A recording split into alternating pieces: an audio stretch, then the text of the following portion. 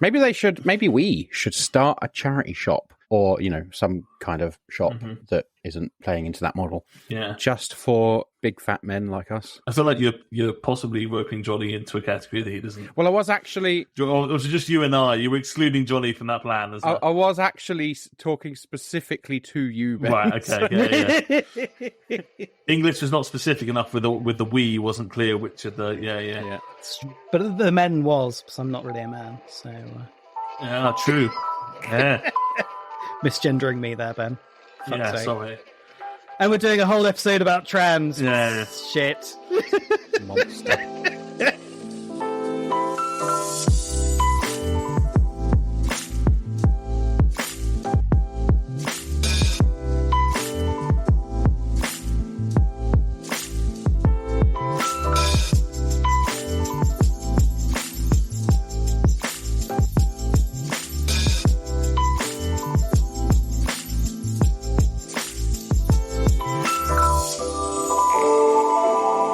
Hello and welcome to Bread and Rosaries, the leftist Christian podcast that really, really believed that 2024 was the year it was going to get its recording schedule sorted. I'm Ben Molyneux Hetherington, and I am joined by Adam Spears and Johnny Bell. Say hi, Adam. Hello. Say hi, Johnny. Hello. Can I just say... Adam is immediately on the defensive. That schedule was... We did get it sorted. Yeah, it wasn't the schedule that was the issue. Yeah, it was not the schedule that was the issue. It was the hosts that was the issue, including the one who made the schedule. Yeah. It was. Adam presented us with an entire year worth of podcasts. We were going to release 26 episodes once every 2 weeks. He had also. We still are not once every 2 weeks, though, are we? Retroactively. And actually, it was 26 episodes with the themes. Saints of the Week suggestions, like potential guest ideas. The whole thing was it was beautiful, brilliant, and it lasted 3 episodes, I think. And then it didn't even last that long. So today's main topic is we're going to talk about the recently released Cass review, which was an interesting, shall we say, document that is part of a general kind of movement of anti-trans stuff happening in the UK. So we're going to talk a bit about that, and also the kind of involvement of conservative Christian groups in that, and the more general kind of conservative culture war stuff that is going on worldwide and focused in this country as well. So we're going to look into some of that stuff today and talk about the ways in which Christianity and kind of anti-trans politics are increasingly bedfellows, despite the fact that in theory that should be somewhat contradictory. However, before we get to that, we will start, as always, with what else is on my mind, Grapes? What else is on my mind, Grapes? Adam, I believe you have something on your mind, Grapes. I do, yeah. We know a lot about how since Elon Musk took over Twitter, it has become kind of a fascist cesspit, right? What people aren't always necessarily aware of, unless they are on TikTok, is that has also become a fascist cesspit. I haven't been able to find out why. You can take an educated guess. It's hard to moderate your margins as a company. You're always looking to maximize profit, so you cut people doing that kind of work. In the last couple of months, I've noticed a massive uptick. It used to be if you got a fascist comment on your page that you would report it, and it was a decent chance that it would be taken down. Now, in the last few months, I have reported dozens of overtly fascist and sometimes very obviously Nazi things on this app, and nothing. It always comes back with no violations. And I find that absolutely fascinating and terrifying in equal measure. As I said, these apps, clearly it's about making money, right? Everything is about making money. I don't know how true this is, so I might be spreading a false rumor here. But I heard that because obviously TikTok's had a lot of issues in the US, there's talk of removing it, that they have changed the way they process complaints, right? And of course, the US is not interested in stopping fascists. The US is interested in creating a ridiculous scapegoat, really, turning China into this terrifying, and there are issues around China and whatever, fine. But the US isn't actually interested in any legitimate issues that there might be with China and human rights and that kind of thing. The US is interested in trying to stop China outcompeting it, right? That's what this boils down to. And it boils down to essentially a Red Scare as well, right? We are seeing a Red Scare happening, particularly in the US, that's also traveling across to here as well, that I think is partially to blame for why we're seeing a massive rise in far-right ideologies being allowed to manifest and fester on apps like TikTok, on things like Twitter and so on. And we've talked about YouTube before as well, haven't we? About how... Yeah. And YouTube is not good, right? But I genuinely think that TikTok is the worst one out there at the moment for this kind of thing. I mean, I'll read you some of the stuff that apparently is not a violation of the terms, right? So we've got, I mean, for one thing, we've got some of the account details and usernames. You know, there's an account that has 2 lightning bolts as their name, and anyone who, you know, is aware of these things knows what that represents. It represents the SS. So this person is overtly a Nazi. But I had one the other day and I couldn't believe it. I mean, one where someone just overtly used the N-word. That was fine, apparently. But then this one was absolutely fascinating. It says, "You are literally spouting," and it's got the echo thing, which is 3 brackets surrounding a word. "You are literally spouting establishment propaganda as we speak. Racial purity and homogeneity and white self-governance is the main thing feared by," again, 3 brackets, "them." And it's worth saying that 3 brackets thing is very explicitly anti-Semitic. Right. What that person means when they say them and when they say establishment, they mean the Jews. That's what they mean, right?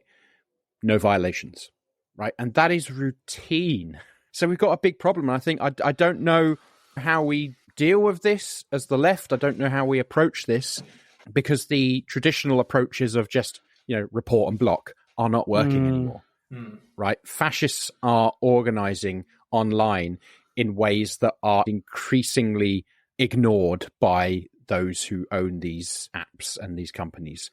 I do think, you know, these moderation issues, they're also labor issues in terms of absolutely. You know, there is some level of automated moderation that's possible, particularly, I'm thinking, I don't know if anyone has used Discord, but, you know, it's very easy to have automated policies that say, if you say these words, regardless of context, that post will immediately get deleted. But actually, in bigger communities, you know, you said, Adam, the N-word isn't getting censored.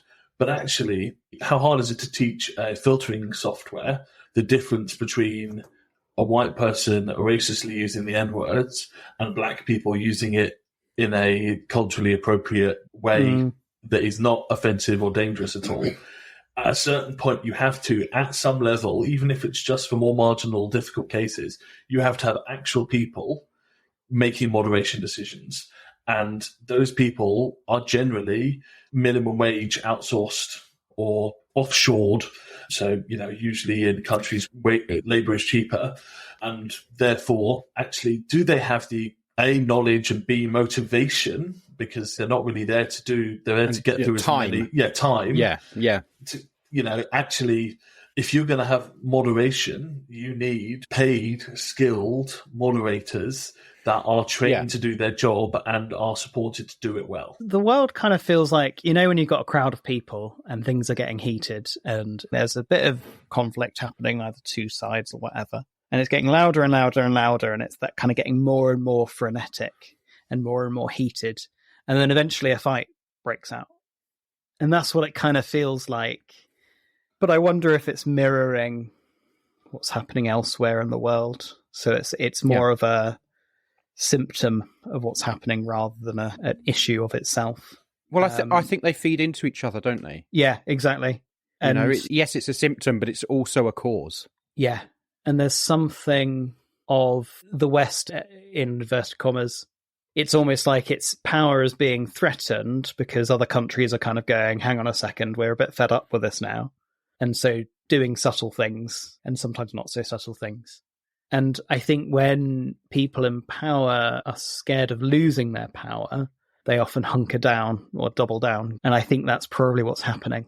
And so that's why we're having such extreme views being in the mainstream and not challenged. And I think people in power can use that for their advantage, because people are going to be more scared and angry.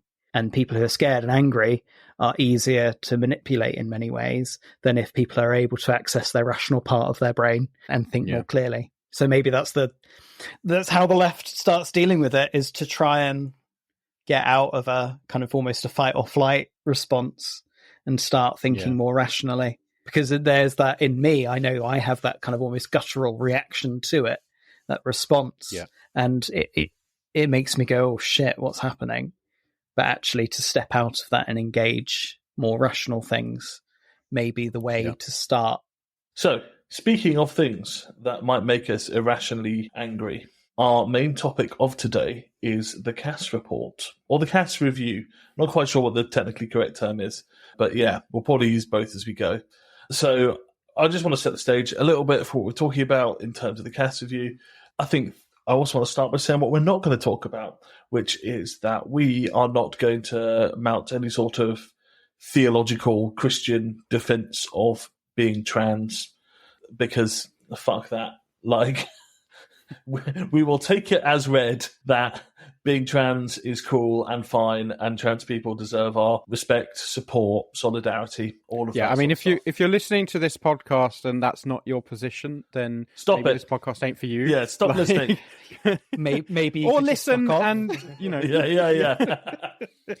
or do the opposite. Listen and change your mind or fuck off. Those are the two options on the table for you there. Yeah. So we'll take it as read that this is unshakably pro-trans view that we are taking.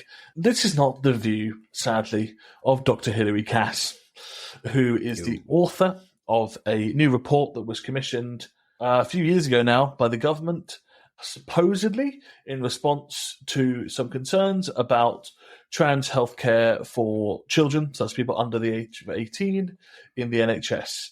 But probably, if we're being honest, more a part of the ongoing anti-trans culture war movement that has been ramping up for a number of years now, and that we've touched on quite a few times in the history of the podcast. No, they just care about the children. Yes. Won't someone please think of the children? Yeah. So, this report came out near the end of April, and it was just a real mess. We're not going to go through. There's plenty of places you can go through and find things to nitpick about it. It is full of bad science, poorly evidence researched. The person who was asked to do the overall review of the existing research in it is someone who is a known anti-trans campaigner who has publicly taken part in anti-trans work and may even have been involved in anti-conversion therapy. No, anti-conversion therapy, may have been involved in opposing the proposed ban on conversion therapy. This is getting into like anti-disestablishmentarianism kind of territory, isn't it? Yes, a little bit. Yeah. The outcome is that we're at a place where it's actually significantly harder now between this and ongoing legal battles. It is now significantly harder for children under the age of 18 to access gender-affirming care, particularly puberty blockers, through the NHS. And the report does some really weird stuff, which basically says that people can't really choose to be trans until they're at least 25. But actually, for adults generally, this will be part of a push to prevent people making choices about their bodies and their gender presentation and how they want to use the field of medicine to reflect their gender presentation. The other thing that I think was worth mentioning is there's some really weird stuff basically saying a bunch of them are probably just autistic, so if we deal with that, we don't have to deal with the trans stuff. And, proposing introducing neurodiversity screenings, which are already pretty much standard, but really making that a focus. And as a podcast comprised of at least some neurodiverse people, obviously fuck that. People are both neurodiverse and trans. People are neurodiverse and cis. This is entirely normal. There is research that suggests that being neurodiverse might make you more likely to either be trans or potentially come out as trans, which actually makes sense if you think about it, because neurodiverse people tend to have a different view of the world and are less bothered about what other people might view as the correct way of doing things. So what I'm hearing here, Ben, Uh-oh. what I'm hearing here is if we just stopped vaccinating everyone, Yes. we'd take care of autism and the trans issue. We could wipe out all of those people. Absolutely. And use essential oils. That'll be, an assurance. Wow. Well, I'm feeling less autistic already. Perfect. So look, as I say, we're not going to go in depth into all the things that are wrong with the CAS report. They are extensive. I do briefly just want to touch on the response to the interim report from the Mermaids charity, who works with trans and gender non-conforming people, because they said in their response, actually, when we talk to trans young people and children, this is what they want. Their top concern is adequate healthcare and support. Then they also want reasonable waiting times, services which support them to grow in confidence, be more comfortable, the opportunity to interact with staff that respect them, that are trained, and hopefully some trans staff within the NHS as well, making sure that neurodiversity doesn't prevent transition, and actually centering the patient, the trans person within that care. And I really just wanted to mention, actually, it's really important to say that the care that trans people have been receiving has not been up to scratch. There's a bunch of stuff that trans young people and trans people in general have been asking for, do want, and our objections to the CAS report are not to overlook the fact that trans healthcare in this country is a mess and is in dire need of improving, but to recognise that actually the proposals from the CAS report, by and large, with a few exceptions, but by and large will make things worse for trans people, not better. Jesus weeps for Gaza. He sees the pain and suffering of the 1.9 million people who have been forced to leave their homes without access to nutritious food, clean water, decent shelter. He hears the cries of the 25,000 orphaned children. He is with all who mourn the 250 people killed every single day. Christians for Palestine UK is a group of Christians who are calling for an immediate ceasefire in Palestine. We don't pretend to have all the answers, but are united in our prayers, hope and action for equality, peace and justice for all the peoples of the Holy Land. Together, we are organising a Christian presence at the National Marches for Palestine and local days of action, where we've been joined by siblings from Sabeel Kairos, Pax Christi, and a whole range of Christian churches. We urge you to join us to act in solidarity with the people of Palestine and call for a permanent ceasefire and just peace. The Very Reverend Canon Richard Sewell, Dean of St George's College in Jerusalem, says, I warmly welcome the newly formed group, Christians for Palestine UK. Palestinians in Gaza and the West Bank need to see the solidarity of Christians in the UK, and they will be encouraged to see your commitment to stand up for them in their time of terrible suffering. To find details of local actions or to join the Christian bloc at a national march, follow Christians for Palestine UK on Instagram and Facebook, or email christiansforpalestineuk@gmail.com. Join us as we call for a ceasefire now.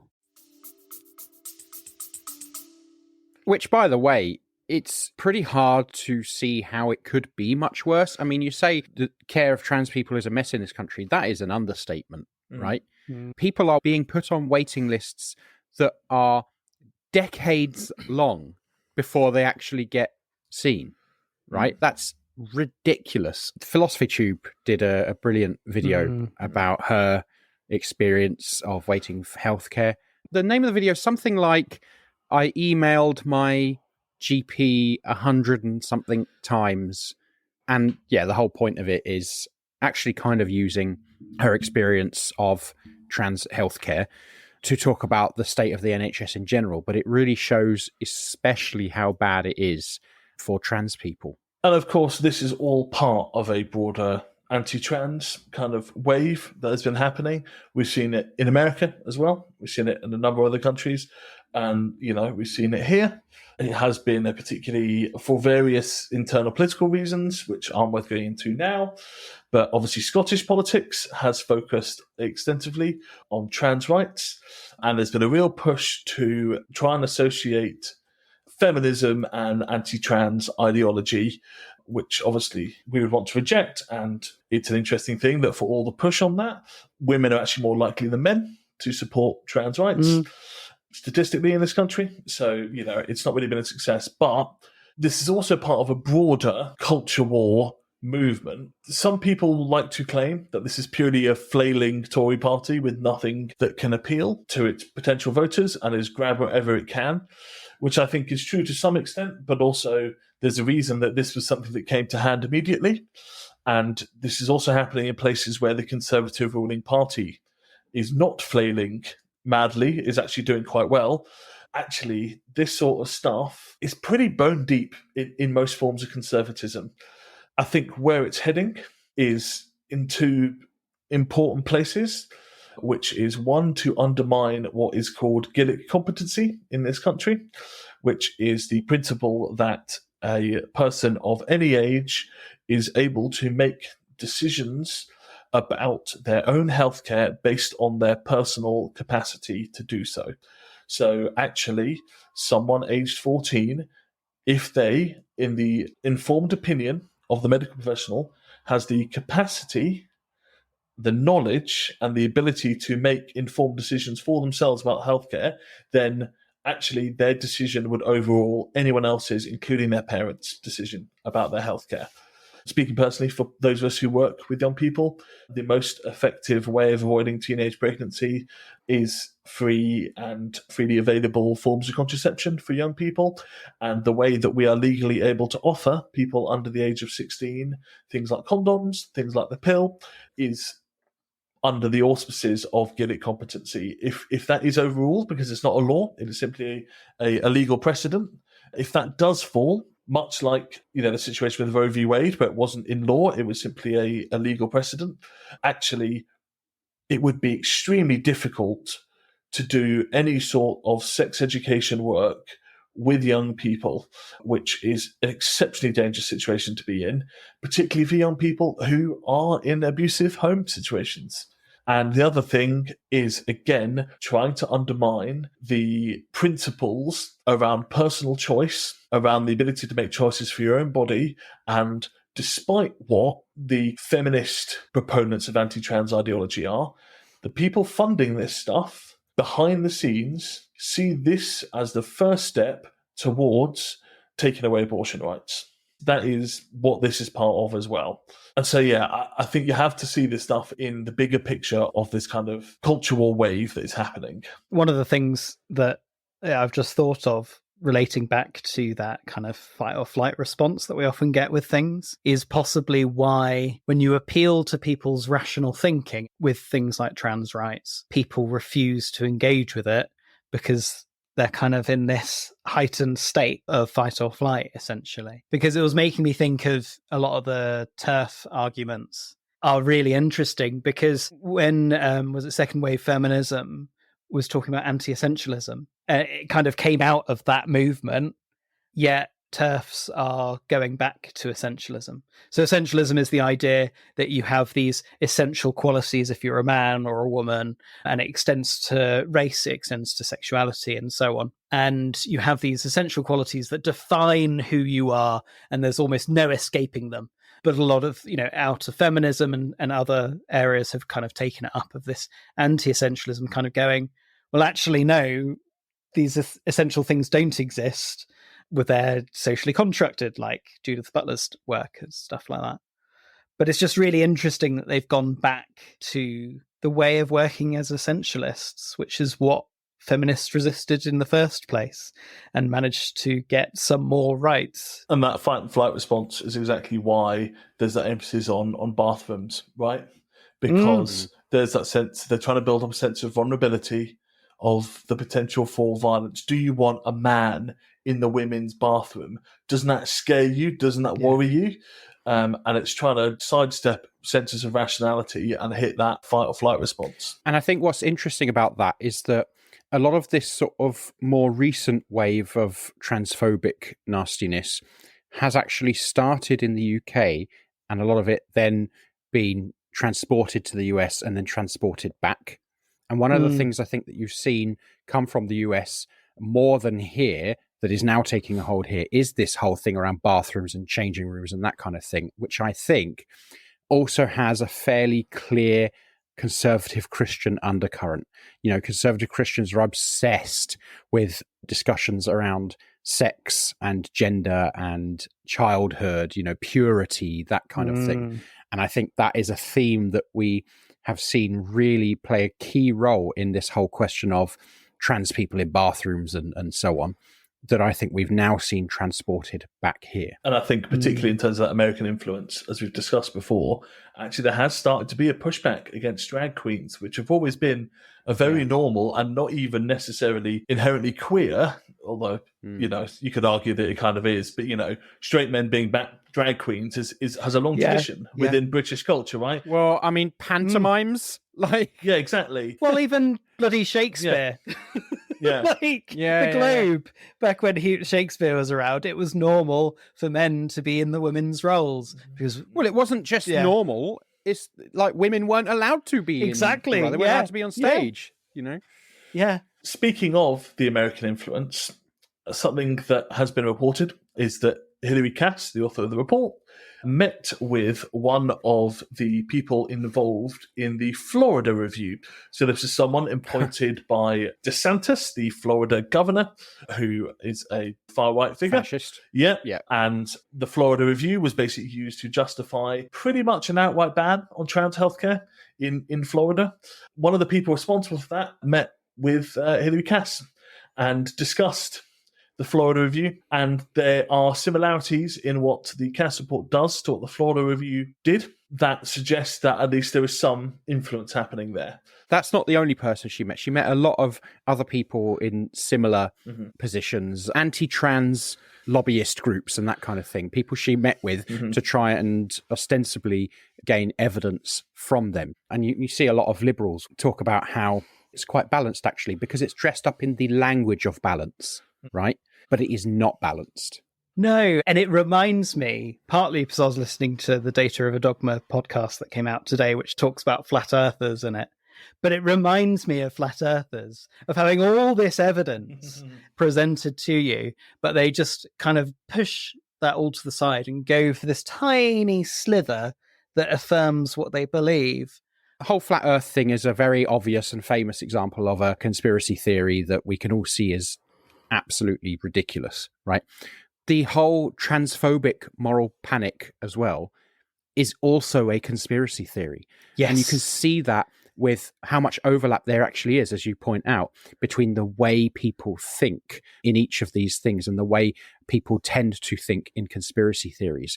One of the things about conspiracy theories is that they tap into something that might have a kernel of truth to it, or some felt issue, and then they just veer off in a direction of craziness. And I think that's why you often see a lot of left-wing people who have a sort of intuitive left-wing nature to them, but don't actually do anything about that. Just sort of, you know, think, well, I know what's right and wrong, right?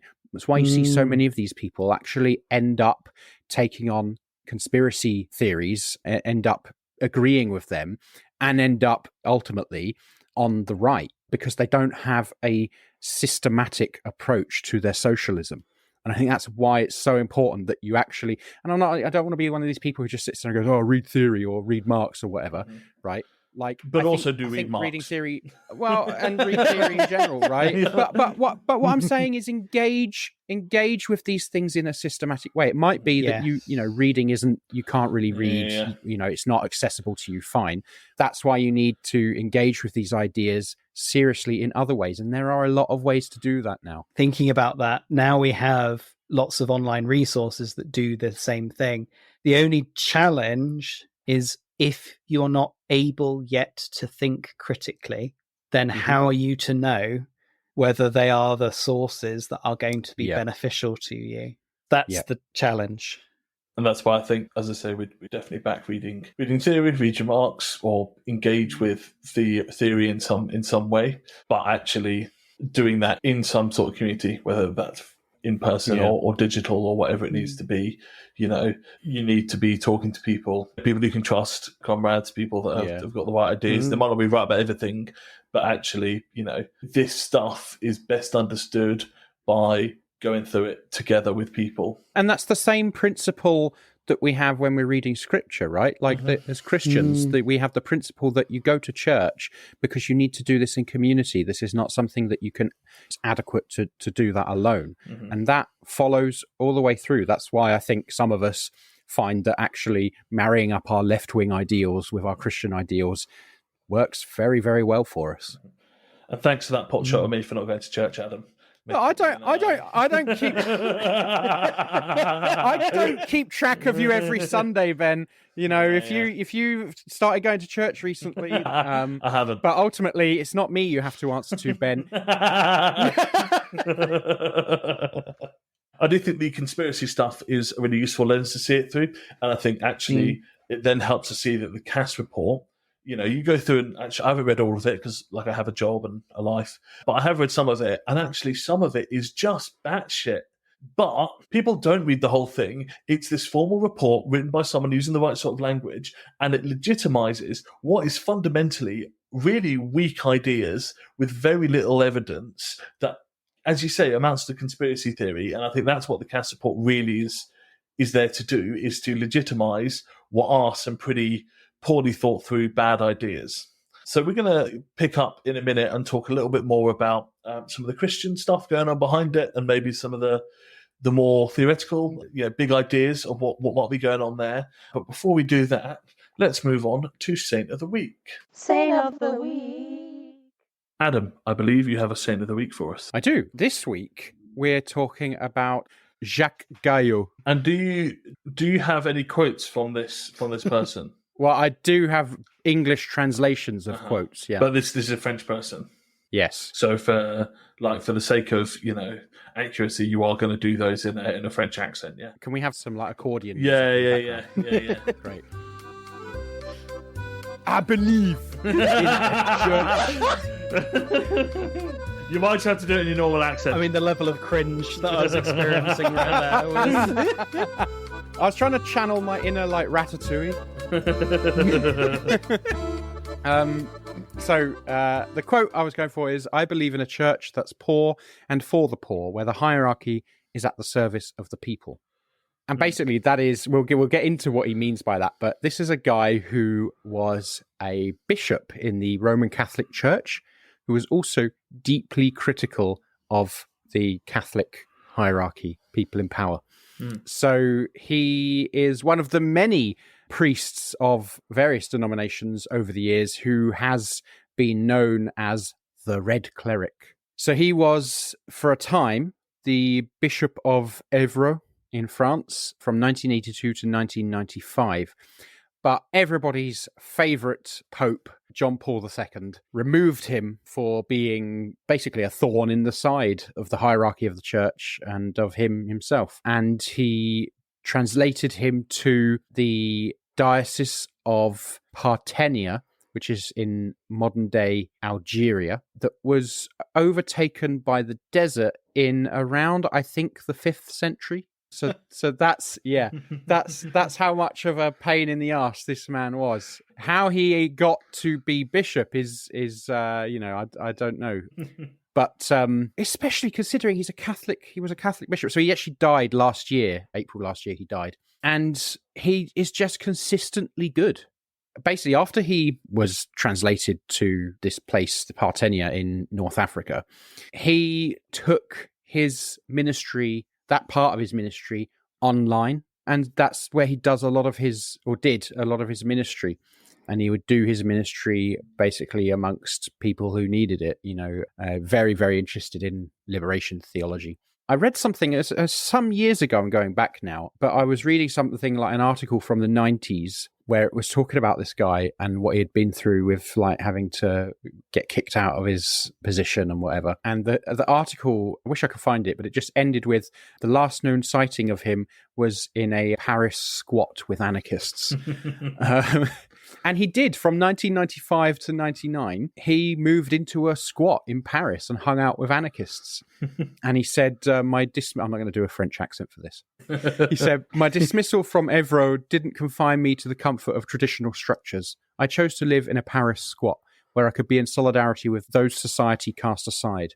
The walls of cathedrals couldn't contain my commitment to the marginalized. This is a man, by the way, he was known to conduct same-sex weddings, which is absolutely unheard of. Like, as a Catholic bishop, very, very, very controversial. So just consistently, he visited South Africa to stand in solidarity during apartheid with anti-apartheid activists. He has consistently stood in solidarity with Palestinians through their apartheid and ethnic cleansing and so on. Just anything you can imagine. He seems to be, I haven't found anything that he's crap on. Yeah, he was outspoken against the Gulf War, the first Gulf War, and against French nuclear tests. Yeah, just an all-round good comrade. So, Jacques Gaillot. That's great. I really like that. I think it's possibly quite revealing that the bar for like us accepting you as a hero of Christian leftism is being an ordained Christian minister and being consistently decent on stuff. Like that's all we require. To be fair, I do feel like he went. No, absolutely. Like, I got nothing but time for him.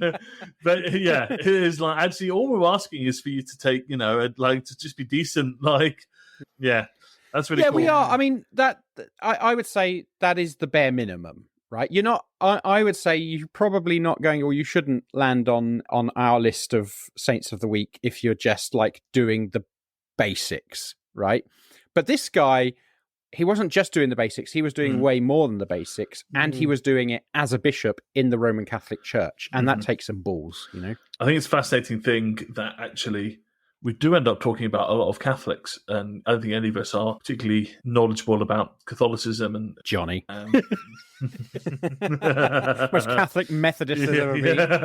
Actually, you say that. I do have a friend who is a Methodist minister in Scotland who owns copes and things like that. It's not right. It's not right. But it's interesting because you traditionally you would think of that as a much more command and control structure, and the idea of Protestantism.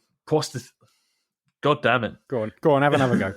The idea of Protestantism is, at least in theory, to follow your own kind of beliefs and, what you know to be true, regardless of those big structures. And yet, whilst there are people of every denomination and religious persuasion that are, good, sound comrades, we do tend to come across a lot of Catholics, and there's structural reasons for that as well, isn't there? But it's an interesting thing that it doesn't work quite as you might expect. Yeah, I mean, I think that's right. And I think it's also true that people's thinking changes along the way, right? Like mine certainly has. And I guess I'll give a final quote because I think this sort of is quite revealing, because I think his thinking on the hierarchy had moved on somewhat from the previous quote. So he gave this quote in 2000, which is obviously 5 years after he was removed, after he'd been invited to an ecumenical meeting. So he said, "The invitation to the ecumenical meeting in Lyon was a recognition of our shared humanity despite theological differences.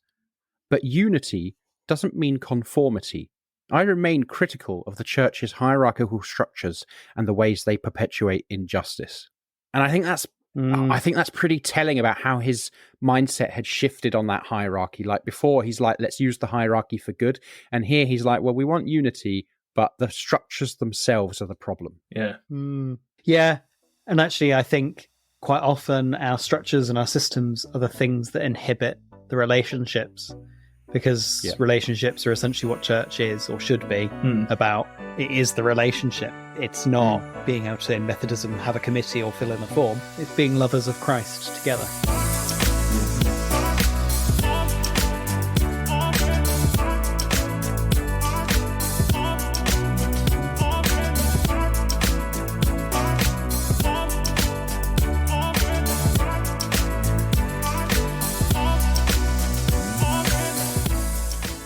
So, to pick up a little bit further on what we have already been talking about, I believe, Johnny, that you want to throw some theory at us to talk a little bit about the anti-trans stuff and the Cass review and all that sort of thing. So, go on, Johnny, be the smart one on the podcast. I will try. I don't think I'll be that successful. I'll just say some words and sound smart. There we go. I'm actually drawing from Hegel this time. And it's actually that idea, it's a pretty well-known thing of his master-slave dialectic. I know the language is problematic. But yeah, it's this idea of how we know ourselves through knowing others and recognizing others as separate from us, as other. But the idea or the desire for Hegel is for those opposites of self and other to kind of lead towards something good. I suppose Marx would sort of see it as the proletariat and the bourgeoisie leading to revolution. I suppose that's how you get past that. But the issue is that the self, the master, kind of sees their slave or servant and kind of sees that there's almost a fear of self-annihilation because it's everything that you're not. So it leads to this kind of almost irrational fear of self-destruction as a result. So in order to mitigate that and almost compensate, the master then controls the slave and dominates because of that fear of self-destruction or self-negation. And in real life situations, someone called Nancy Fraser explains about this imbalance of power that can actually arise in real life. And she says, when such patterns of disrespect and disesteem are institutionalized, for example, in law, social welfare, medicine, public education, and/or the social practices and group mores that structure everyday interaction, they impede parity of participation, just as surely as do distributive inequalities. So basically, in real life, when the master dominates the slave, there's a real disruption that occurs where people are excluded or hindered in engaging in the same activities and rights as others. And this is where people like Frantz Fanon and George Ciccariello-Maher, who kind of take this idea and develop it, and talks about marginalized communities or groups of people and how they are so vilified. So it's because they're put into this consignment of being in a place of negation, they're kind of dominated and obscured. Whenever they actually kind of appear and manifest themselves to be shown, they're the slave and they become visible to the master. To Ciccariello-Maher says that to even appear is a violent act. So to even appear to the master or be shown to exist is something that becomes almost a violent act or perceived as a violent act from the people who are in power. It's that reaction of a fear of self-negation, of self-destruction, of seeing that you are not me. And I wonder, when we apply this to people who are trans and what's going on, there's a lot more visibility and a lot more conversation happening. So trans people are kind of known about, but relegated to the background in a sort of bohemia otherness that we didn't see. But now it's put to the fore, and people in power are using it as a way of perpetuating this idea of fear, of that fear of self-negation, of being other than me, and taking advantage of it, which, I think is part of the reason why we're seeing all this stuff.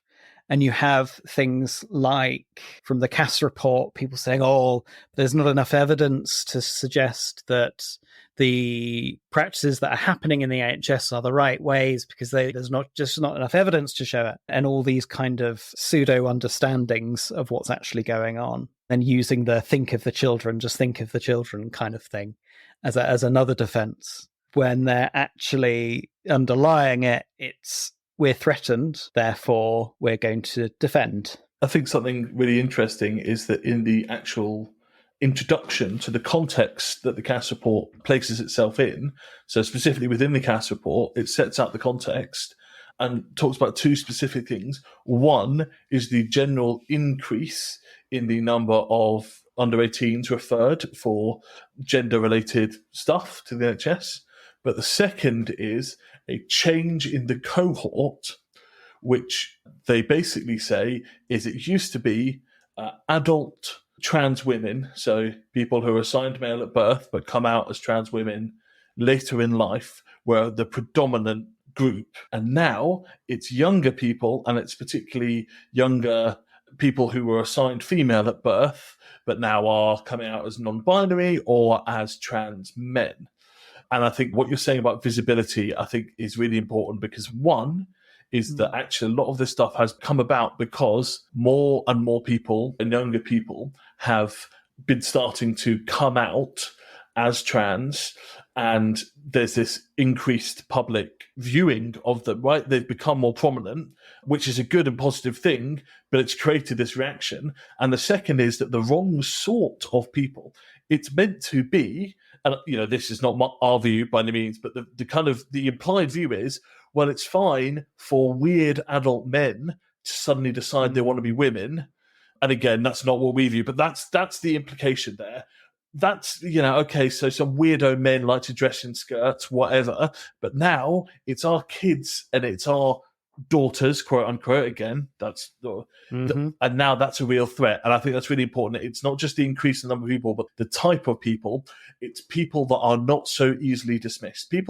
Trans women, so people assigned male at birth who come out as trans in adulthood, particularly even in middle age, they kind of can just get pushed aside. They don't, they're not really seen publicly in the same way, and they can just get ignored. A lot of the time, the reality of living with being trans that long is that they've been marginalized anyway. And it became really easy for them to be a sideshow or something just kind of ignored. But it really makes sense what you're saying about actually suddenly these people who we were meant to be able to dismiss as weirdos and freaks are coming more into our lives as real, genuine people that we care about. And you can see in the guidance, for example, some of the guidance that's been given to schools of saying, we're not going to use your preferred pronouns, we're going to use the pronouns that have been assigned to you, which I believe Rishi Sunak said has been warmly welcomed. Don't know who by, certainly not teachers.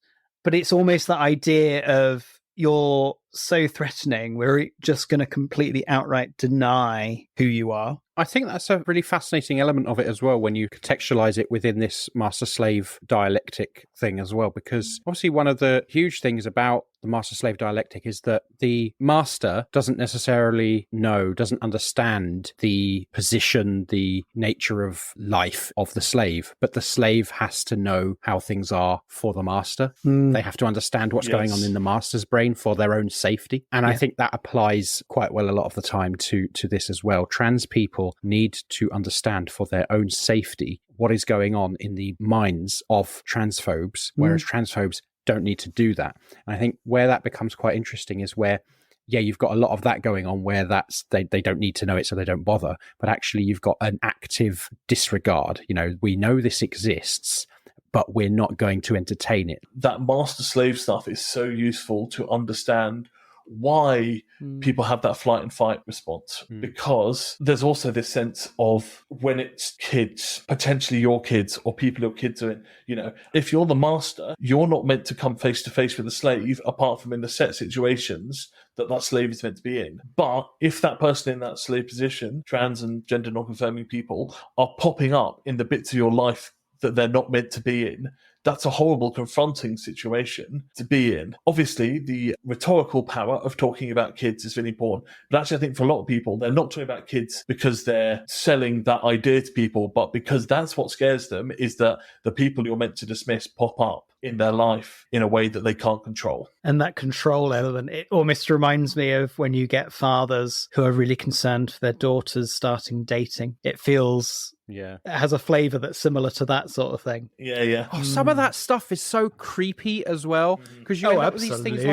like they have like the dad and daughter dance thing, where it's just like everything about it is what you would imagine a prom to be with your prom date or whether it's with your dad. And I'm just like, that is weird. But again, it's that gender essentialism you're talking about, isn't it, Johnny? That, it might be weird, but it is weird within the very specific parameters of what a man is meant to be and what a woman is meant to be. And that's why it's so fascinating that, certainly in this country, the main tact that is taken is this feminist claims of needing to oppose trans rights to protect women. Because actually, as you said, Johnny, the anti-trans movement is set up to reinforce all the systems of power, of control, and of domination that feminism has actually been, for the most part, trying to dismantle. And it's a fascinating kind of contradiction there. It's hard to understand externally, but I think, again, it's not rational, is it? It's a fear response. No. It's reactionary is what it is, isn't it? Yeah. In the most pure sense of that. Yeah. I mean, I have been thinking about this idea of when people start talking about, obviously not all the time, but as soon as people start trying to talk about, well, all lives matter or, all that rubbish, of just refusing to engage with it. It's like, I'm not going to have that conversation because you're an idiot. I wouldn't obviously say that. But also, you can't have a rational conversation about people's fight response, right? You can't say, here is the evidence for why your chemical reaction in your brain shouldn't be happening right now. You can work kind of post that point and you can work to it. But actually, in the moment when someone is in that mode, in that way of thinking, you can't really do rationality. No. And I think to pull it back to a kind of, a Christian thing, something that I've been thinking about is if being exposed to trans people is a confrontational moment and a potentially productive confrontational moment, because for everyone who has a fear response, there are people who have to say, okay, my world involves these people now and I have to change how I think about them. I do think there's a productive element to that as well. That starts to tie in a little bit with theologies of incarnation. What does it mean actually to cross that border and to take our place amongst the people that are dismissed in the same way that Christ did? There was also a suggestion by Shusla Fiorenza. She says in a really interesting way to suggest that Jesus was intersex. So if Mary was the only sort of biological part of it, the human part of it, then Jesus would have been fully genetically female, quote unquote. Yeah. And that would mean that Jesus genetically has 2 X chromosomes, but is male presenting, which would make Jesus intersex, which I think is a really, having those kind of theologies of how we understand who Jesus Christ is can be really beneficial, because doubtless that would make some people really uncomfortable. And then you can go, well, why does that make you uncomfortable? What's wrong with being intersex? Yeah, 100%. And I wonder, whether there are missed opportunities for churches. We talk about being welcoming and comfortable for everyone, and I think that's really important. But also, churches can be confronting places. Unfortunately, our churches are increasingly segregated in a variety of different ways, in class terms, in racial terms, and I think probably most strongly in terms of sexuality and gender non-conforming stuff. Because the reality is, queer people, whether that's sexuality or whether that's genderqueer in some way, they know what churches they're welcome at, and they therefore tend to go there. But actually, there's probably no more compelling argument to a Christian for trans inclusion than seeing a trans person clearly in their church doing the work of the Lord, or however you want to put that. It's hard to argue against trans people when the trans person is working hard in your church community in ways that you approve of. There are ways in which anti-trans rhetoric mirrors a lot of the nastiness that was especially prevalent in the 80s and 70s with gay people. And there are ways in which, sorry, my cat is moving the screen as he licks himself. Can you not? And there are ways in which the opposite is true as well, where people started to accept gay people into their spaces, into churches more, as gay people started to feel more able to come out and feel like they had to come out to their family, to their friends. And that was such an important part of that. And I think that's also true for trans people as well, that you need to have relationships to form or have existing relationships a lot of the time with trans people. I mean, probably not the case for us here, but before you can really truly fully accept them into your family, into your friendship circles, into your communities. And it's interesting because I'm non-binary, but I haven't been able to tell my churches. I do live in a quite conservative area, not little C conservative, well, also big C, sadly. But you also have a role that, like, yes, okay, in some respects, you occupy a position of power, but there are ways in which that makes you quite vulnerable as well.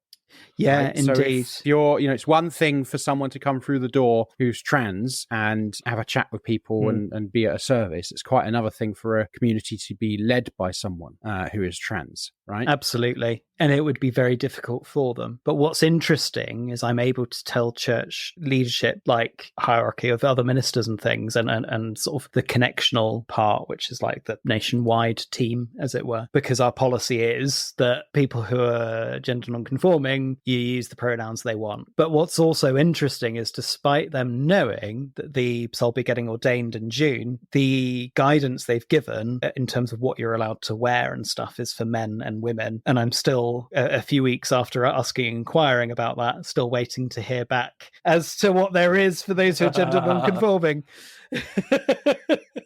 I do want to make clear, though, when I'm saying can we find ways to make churches confrontational spaces in the most positive sense of that word, the emphasis is on those of us who are cis, particularly those of us who are cis and straight. I think that is not to say, well, trans people need to pick up the baton and, get themselves into all the conservative churches. Yeah, Johnny's going to turn up. Johnny knows what to wear now, and it's a trans flag and possibly the people's flag as well, just draped in it, turn up, wearing nothing else. Or I could have a stole of one side the trans flag and one side the people's flag, and wearing nothing else. Well, thong and some high heels. Give the people what they want. It's a very progressive church, that, isn't it? I think we found the limits of Adam's progressivism. The little conservative lives inside all of us.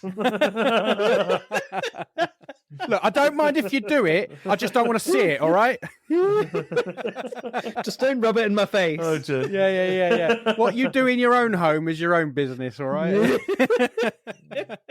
But no, that is a good point, actually, about those who are the allies. I hate the word, but because it's a bit like in my churches, I have spoken a lot about things like race, refugees, asylum seekers, and so on, but I haven't broached gender or sexuality. Well, I have spoken about misogyny, but in terms of queer stuff, I haven't broached it because, as you say, Adam, it puts me in a very vulnerable situation, particularly as a number of my churches voted against having same-sex marriage as well before I arrived. So there's all this stuff there.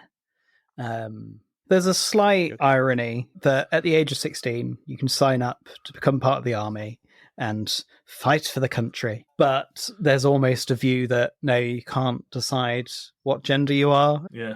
There's a fascinating element of this, an ageist element to it. And I think I'd love to do an episode on ageism and childhood and that kind of thing at some point, because one of the things that we do in our society, we talk a lot about how a lot of ageism, and ageism can affect anyone, but and this is written into law, by the way. I'm actually quoting fairly directly from government guidance on ageism, where they say that it mostly affects older people. And I think there is a lot of ageism against older people, but there is a hell of a lot of ageism against young people. Right. And it's written into law in things like different wages for different ages and stuff. Mm-hmm. And I think one of the ways we are seeing this more and more is in things like healthcare, is in things like trans healthcare. And I think that age stuff is really important when you think about the fear factor of it all, because if you are someone in late middle age with teenage or children in their early 20s, you are mostly spending time with like-minded people. You work with like-minded people in the same class structure as you. You socialise with people with the same milieu as you. But then you have these children and you don't feel like you can choose not to relate to them, except in very few cases. But their world, their social life, their influences are radically different to yours. They are the way in which you are exposed to a very different world. And if you're really lucky, you get a parent who is really open to that and finds that useful or even exciting. But I think it's really normal and natural for that to be a scary thing as well, even for good parents, even for parents that are trying their best. Actually, there is an exposure to something new and unknown and different that is quite confronting, again, to use that word, in your own children.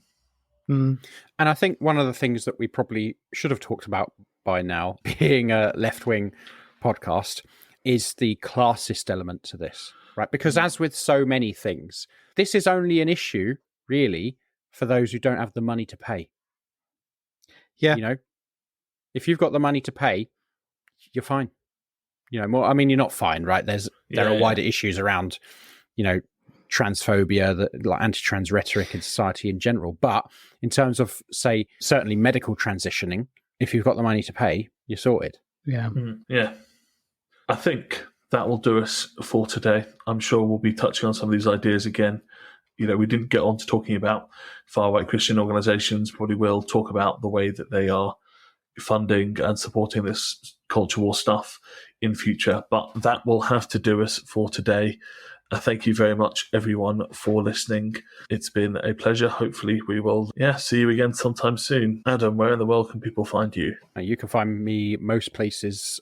Still on TikTok until they hear my rant on here, I expect. At Commie XIAN. And Johnny, where in the world can people find you if they want to? I mean, you can email me, jonathan.bell@methodist.org.uk. That's about it. Or turn up to see what Johnny is wearing that week. Yeah. Or not. This is revival is going to come to Johnny's churches because of that question. The podcast as a whole loves to hear from people. If you have thoughts, feedback, suggestions, whatever, all the contact details are in the description or on our website, which is breadandrosaries.com. You can find cool stuff to buy. You can find our Patreon all on there. We would also love it if you rated and reviewed us on your podcast app of choice. Thank you very much for listening. Thank you, Adam and Johnny, for joining me, and we will see you next time. Cheers, everyone. Bye-bye. Bye.